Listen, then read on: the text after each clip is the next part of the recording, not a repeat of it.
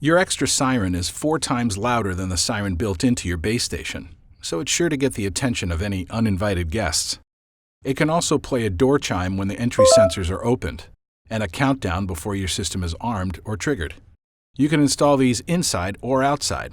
For example, by your front door to warn off intruders, outside under an eave to notify neighbors, or on the other side of your home from the base station to ensure you hear it. To install it, first pull the battery tab.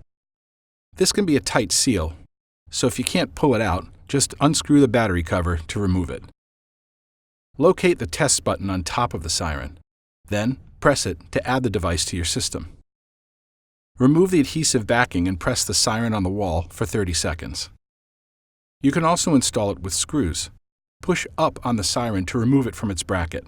Then, screw the bracket into your wall with the included screws.